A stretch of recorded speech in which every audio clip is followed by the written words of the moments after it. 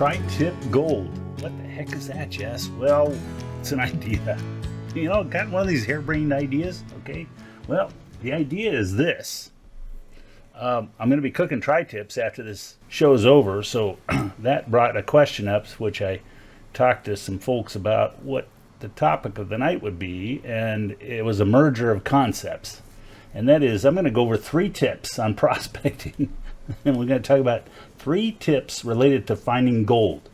Tip number 2, you've heard me say it time and time again, but I'm going to talk a little bit about why. Go to Bedrock.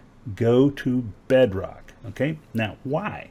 Why go to Bedrock? Well, because the sifting action of a storm will tend to cause the bedrock to layer. And the thing is that when it layers, the layers vary with time.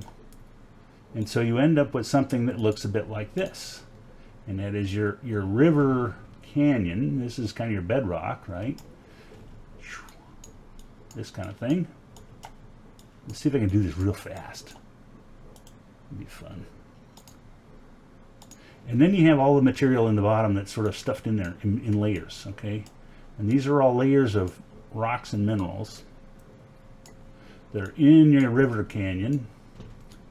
And typically larger as they go to the bottom because they're denser, heavier materials that sift to the bottom. Now, with that said, on the bottom of that, because of how gold works, the gold's going to sift down to be the lowest thing in there because of its density relative to all those rocks. And every time a new storm comes through, it's going to sift a little further down. Now, does that mean there's no gold up here on top? No, that doesn't mean that. There could be, but not likely. It's all a probability. So if you were looking at the curve as you look down this thing, this is your gold versus depth curve, okay? Pointing downhill here, and where gold is going to go on this axis here. So G versus depth. Okay, and so what happens is the gold basically is pretty menial up on the top. You might find a nugget. You'll more likely find a lot of fines and small, tiny, itty-bitty pickers. And then what's going to happen is down toward the bottom, the gold exponentially grows in size and quantity, simply because of density. And so what happens is, where this little arrow here points to the total volume of gold per unit dug up.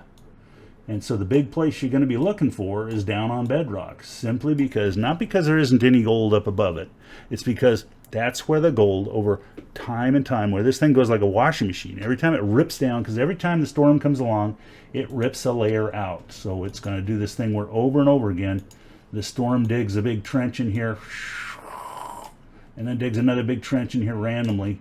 But as they go really heavy, the storms are going to rip everything out of there all the way down to bedrock. And only the biggest boulders and cobbles and pieces of gold are going to remain. And so you got to go down to bedrock. That's it in a nutshell, okay? Simply kind of like a big gold pan. It gets agitated. So you keep agitating this thing in over and over again. You keep doing that. So that's tip number 2, okay? But in some ways, it's the most important tip, and it's also one of the hardest tips to follow, because going to bedrock can be a real chore. So one of the things you do as a sub-tip of that is try to figure out how deep bedrock is and to justify whether or not you think you really should try to go to bedrock or not. If you think you can make it to bedrock in the kind of time frame you have, then you should, by all means, go there. Okay, you got to go down there. If you haven't gone to bedrock, you're not done sampling.